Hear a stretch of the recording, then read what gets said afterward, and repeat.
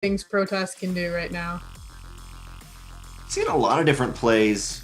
Stalker Disruptor, I've seen before, but generally, I think the biggest thing that's dictating PvZ is just how aggressive the player is. Because if they are incredibly aggressive, you're not going to see that big Stalker Disruptor just because it's not going to be possible to pump out those Disruptors as quickly as you'd like. And same thing vice versa, whether you're trying to get to Lurkers or something, you're not going to see quite as quickly if Protoss is aggressive. A lot of things that both sides ideally want to get to, but we'll see if they can do that here on Rion Terraces. Bottom right-hand corner, the green Zerg player from Team Ascension, it is Nistic. And spawning up in the top left, we have got our red Protoss. It is Marsman. So PvZ, a very fun matchup to play and watch at the same time. I'm very excited to see what both our players have planned here.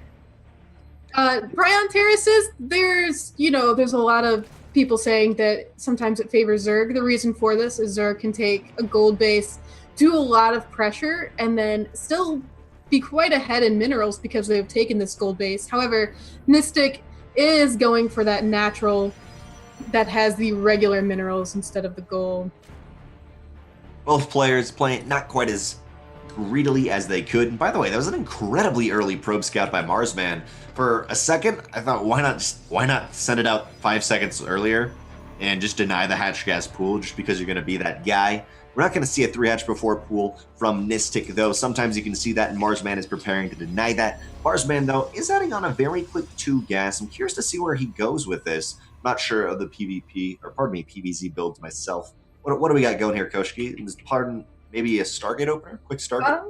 Yeah, the 2 gas, actually, it is a bit common, especially since Marsman here, I believe, went Nexus first. But yes, Stargate is definitely possible here. This could very well be a Stargate opener. Marsman might get a quick couple adepts, then go Stargates, Robos, maybe Stargate into Robo. Would not surprise me at all.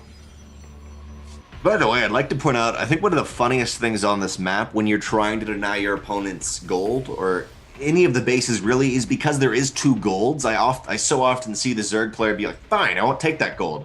I'll just take the other gold. Like, screw it. And then you have the Protoss trying to mind game them and they're like, okay, I'll go to the other gold. I'm not going to go to that gold. It's just so hard to deny the greedy bases with probes early on now.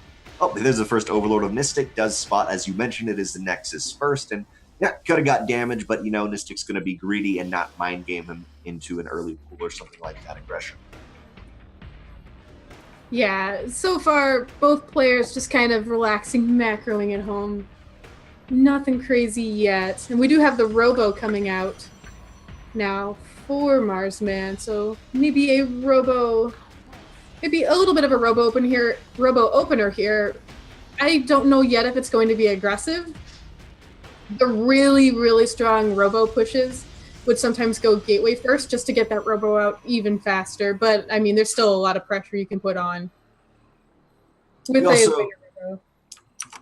You could also be a little bit worried about some sort of roach play, which is very common on this map. Yet I'm just gonna say it. He's gonna go for a drop, man. The Adept's so very good, and even without going for a drop, the robotics facility purely having a warp prism with your main army to reinforce is incredibly powerful if you do want to pressure your opponent. By the way, it will be Roach Warren for Nistic. That's going to be how he's going to compensate off taking that quick gold base, but it's ever so common. Nice Stalker tries to push back the Overlord, but it's not going to be able to achieve it in this scenario, even though this is not what it's going to be. But by the way, if you ever are seeing that 2-base Zerg play, when they are only on 1 gas, every once in a while 2 gas, it generally is a Nidus play against you. Just FYI. Yeah, I actually haven't seen that too much lately. I'm curious. It was really strong for a while. Looks like we are going to have just a little bit of a poke there from Nistic. Nothing huge. Just seeing what's going on in the base. We've got Immortals. We've got quite a few more gates being added on. A lair now for Nistic as well. And Speed has actually just been started as well. Here comes the Warp Prism. As you were saying, speed is on the way for Nistic, and it is often delayed to get that earlier Roach Warren, but when you're trying to defend these huge multi-pronged attacks from Protoss, maybe not even multi-pronged, maybe it's just a ton of adepts to your face, but if they are Warp Prism drops, you do need that speed to be able to catch up a little bit easier. Then on this map, there's so many possibilities for counterattacks, leaving your lings by one of the third gold nexuses, third gold positions. It's very easy to run in and clean out a mineral line. But as you said, for now, he's adding out a lot of stuff, layers on the way. As you said, Evo Chamber, probably not a drop or anything of the sort, but it looks like he may go up the Hydra Lurker. That's generally what I've seen in this position. You're just kind of holding on with roaches and lings until you can get up to that point. But Okay. Mars, nothing of it. And this Immortal could get caught out in the middle of the map. Come on, lings, do your thing. Ah. But the Immortal, it is close to that Warp Prism, so it can easily be picked away. It looks like we've got Adepts and Sentries with this. This does look like 2-base Immortal pressure as Marsman starts to move forward here. These Adepts, they will make quick work out of those lings. Meanwhile, the Immortal can focus down the roaches, but the Warp Prism, it is a little bit further away. It needs to make sure that the Immortal can stay safe. In the meantime, also reinforce. Adepts do make pretty quick work of the lings. However, the entire purpose of the lings is to shut down the adepts, make them focus them down while the roaches can do the damage. There are no force fields left, or I guess there's now no force fields left. Sentry's taken down. The Immortal's going to be doing a remarkable amount of damage. Also, the Mothership Core picks out that queen, but the spine fighting. These roaches need to fight with the spine to push this back. Barely they're doing it. Off the back of this, 18 more lings are on the way. And Nistic's got to be really careful not to move in one by one. He needs to regroup, and he's doing a remarkable job. But Marsman, he started to do the damage. He got rid of that creep spreading queen. There's not that many lings left, but if he waits too long, there will be roach speed done. +1 missile is still going to be 2 minutes away. Yet I think there's enough lings just completely surround this and shut it down. We'll see. Here we go. Marsman needs to be really careful right now. Once that warping is done, he needs to get that warp prism away. If Nistic can shut down the warp prism, he shuts down the rush. Definitely that prism will survive though. Immortal being lifted to safety, and now Nistic, he has defended so far. He is on a gold base, and Marsman needs to do damage very soon here. He needs to do more damage very soon here to maintain his lead. I mean, Nistic is getting a nice little attack here. Oh, and the Immortal gets pushed off. That's huge. Nistic now is probably looking pretty good here as that Immortal has fallen. GG. By the way, it wasn't all in by Marsman. Essentially, once that Immortal was so low on health, it went down. It was surrounded on that ramp, but there was no third Nexus off the back of that for Marsman. So he did have to make something happen. It was looking really strong for a while. Yeah, there was a couple things I noticed. Marsman was fighting near a spine crawler for a while, and that spine crawler actually was getting a lot of hits off. I think it was starting to snipe some of those adepts. So that was one thing, and it's actually a little bit tougher on Prion terraces when it comes to that 2-base all-in. You can do it. Don't get me wrong. It's 2-base all-ins are very strong, but you need to kill pretty quick because your opponent has that gold base.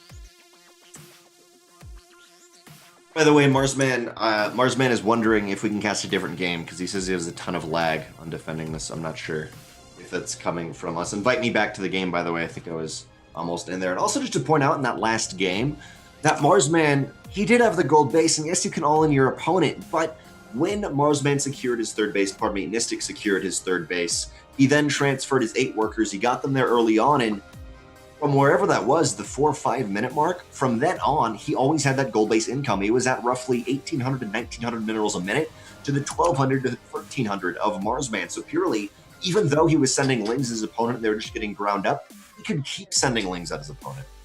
By the way, Feardragon, I'm not sure if he didn't want us to cast you saying there's a lot of lag. Yeah, we'll have to see.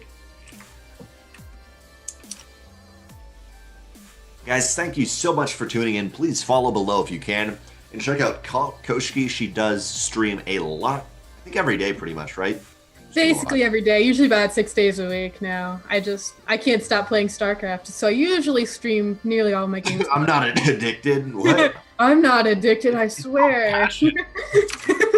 Passion, man. I'm not getting any lag, by the way. I can't hear that much Feardragon, though my sound's kind of weird. We can if that's easier on the players. We can find another series. Nistic's like, I don't care, I can do it. If you got lag, I'll just all in you again. Screw you, or I'll just defend again. We're gonna find another series, guys, but so far we saw Pilly Pilly go 2-1. Marsman saying, I play from 100,000 kilometers away. 10,000. I can't read numbers properly. Never do maths on stream. Never do maths on stream.